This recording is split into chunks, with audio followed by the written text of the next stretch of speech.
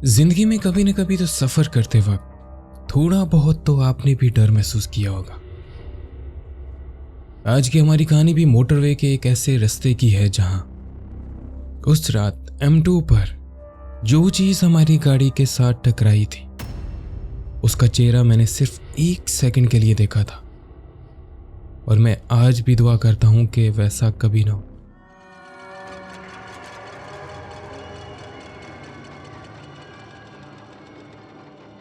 काश मैं वो कभी ना देखता।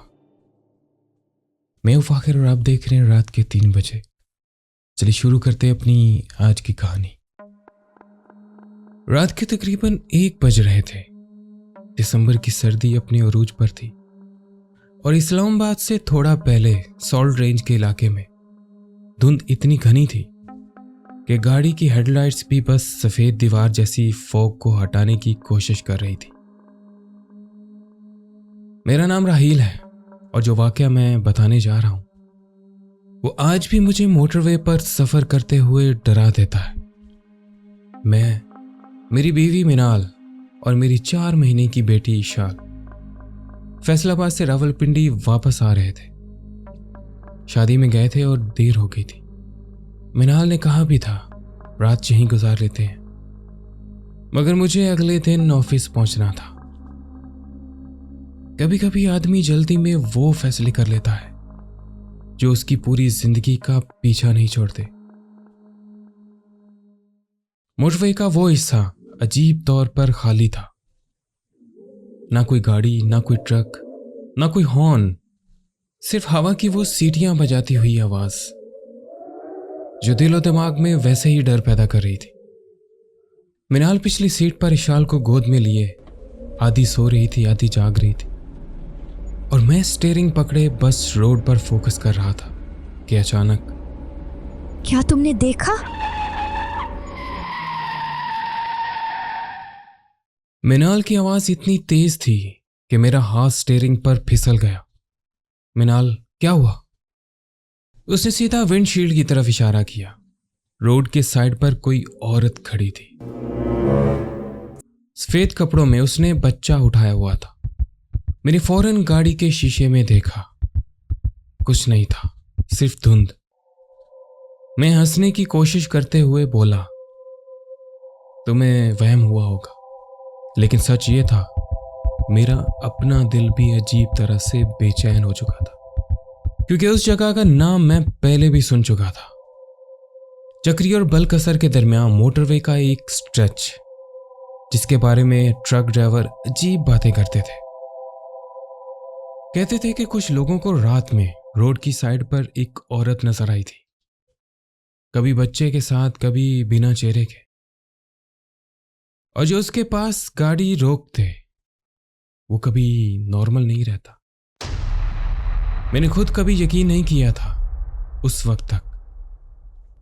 अचानक गाड़ी का FM रेडियो खुद ब खुद ऑन हो गया। पहले सिर्फ थोड़ा सा शोर था, स्टैटिक जैसे आवाज, फिर एक पुरानी कवाली की टूटी फूटी आवाज, और उसके बाद एक औरत की बहुत हल्की सी सिसकियां। मिनाल सीधी होकर बैठ गई। राहील, रेडियो बंद करो। मैंने बटन दबाया, कुछ नहीं हुआ। वॉल्यूम खुद ब खुद बढ़ता गया। सिसकियां बिल्कुल करीब लग रही थी, जैसे कि औरत रेडियो के अंदर नहीं बल्कि हमारी गाड़ी के अंदर बैठकर रो रही हो। विशाल ने अचानक रोना शुरू कर दिया। उसका रोना नॉर्मल नहीं था। वो सीधा विंडशील्ड की तरफ देखकर चीख रही थी। मिनाल ने फौरन उसका चेहरा अपनी तरफ किया और उसी लम्हे गाड़ी का टेम्परेचर एकदम नीचे गिर गया। इतना नीचे कि विंडशील्ड के अंदर धुंध जमने लगी। मेरे हाथ ठंडे पड़ गए। फिर हाई बीम ने रोड के दरमियान एक चीज को रोशन किया। मेरे पांव ब्रेक पर जम गए। टायर चीखे, गाड़ी रोड पर फिसलती हुई रुक गई।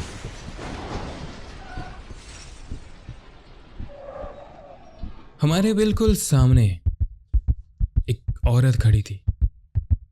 उसने पुराना मेहंदी रंग का ब्राइडल जोड़ा पहना हुआ था। कपड़े गीले थे, मिट्टी और काले दागों से भरे हुए, और उसका सर नीचे लटका हुआ था।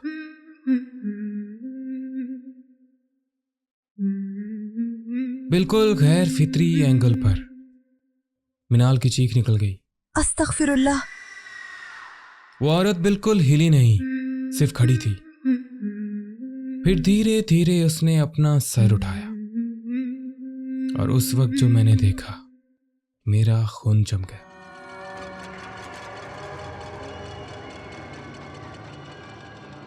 उसका सीधा चेहरा जला हुआ था, आंखों की जगह सिर्फ स्याह खोखले गड्ढे थे और उसके होठों पर बहुत धीमी, बहुत खौफनाक मुस्कुराहट थी। फिर उसने एक बात कही, बहुत हल्की सी आवाज में, बच्चा मुझे दे दो। इशाल पागलों की तरह रोने लगी।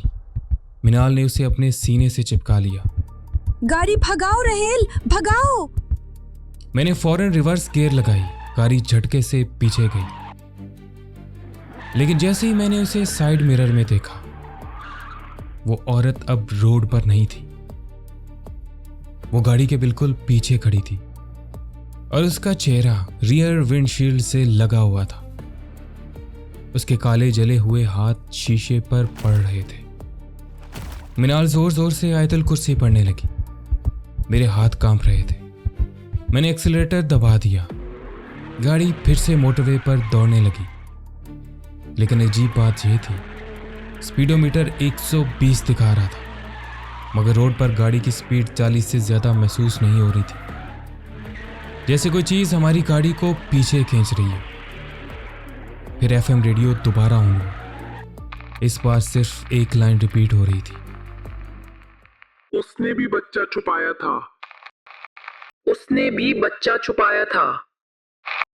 उसने भी बच्चा छुपाया था।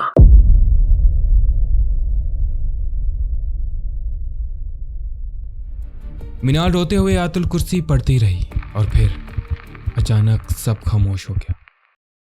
रेडियो बंद, सर्दी कम, शीशे पर हाथ की आवाज बंद, सिर्फ इंजन की आवाज बाकी रह गई। हम दोनों कुछ सेकंड तक कुछ बोल ही ना सके। फिर दूर कहीं मोटरवे पुलिस की फ्लैशिंग लाइट्स नजर आईं। मैंने गाड़ी साइड पर लगाई और लिटरली रोड पर उतरकर बैठ गया। एक पुलिस ऑफिसर भागता हुआ आया। सर क्या हुआ? मैंने टूटी हुई आवाज में सब बता दिया। ऑफिसर कुछ देर तक चुप रहा, फिर उसने दूसरे कांस्टेबल की तरफ देखा। दोनों के चेहरे उतर गए। बुजुर्ग कांस्टेबल ने धीरे से कहा, आप लोग बच गए। उसने सिगरेट जलाई, हवा में धुआं उड़ा। फिर वो बोला, 3 साल पहले इसी इलाके में एक एक्सीडेंट हुआ था। बारिश की रात थी। एक परिवार की गाड़ी पलट गई थी। मां जिंदा थी, बच्चा भी जिंदा था, मगर लोगों के पहुंचने से पहले किसी ने बच्चे को गाड़ी से निकाल लिया। मां आधी जली हुई गाड़ी में फंसी रही और पूरी रात मोटरवे पर मदद के लिए चिल्लाती रही। मिनाल ने धीरे से पूछा, बच्चा मिला था? कांस्टेबल ने सीधा जवाब नहीं दिया, बस मेरी गाड़ी की पिछली सीट की तरफ देखता रहा। उसकी आंखों में अजीब सी टेंशन थी। फिर उसने बहुत धीमी आवाज में कहा, सर, आपकी बेटी तो ठीक है ना? मेरा दिल एक सेकंड के लिए रुक गया। मैंने फौरन मुड़कर पिछली सीट की तरफ देखा। मिनाल की गोद खाली थी। उसकी चीख मोटरवे पर गूंज उठी, लेकिन अगले ही सेकंड इशाल की हल्की सी हंसी सुनाई दी। हम दोनों ने नीचे देखा। वो सीट के फुटवेल में लेटी हुई थी, आहिस्ता से नीचे रख दिया। मिनाल फौरन उस पर झुक गई और रोते हुए उससे गले लगा लिया। पुलिस ऑफिसर्स ने एक दूसरे की तरफ देखा, मगर कुछ कहा नहीं। उस रात हम घर वापस आ गए, लेकिन कहानी यहां खत्म नहीं हुई।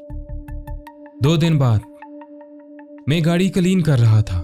रियर विंडशील्ड के अंदर की साइड पर छोटे छोटे गीले हाथों के निशान मौजूद थे, बच्चे के हाथ से भी छोटे, और उनके बिल्कुल बीच में उंगली से लिखा हुआ एक जुमला था,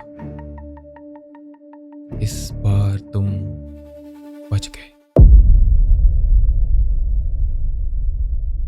तो दोस्तों, ये थी हमारी आज की कहानी।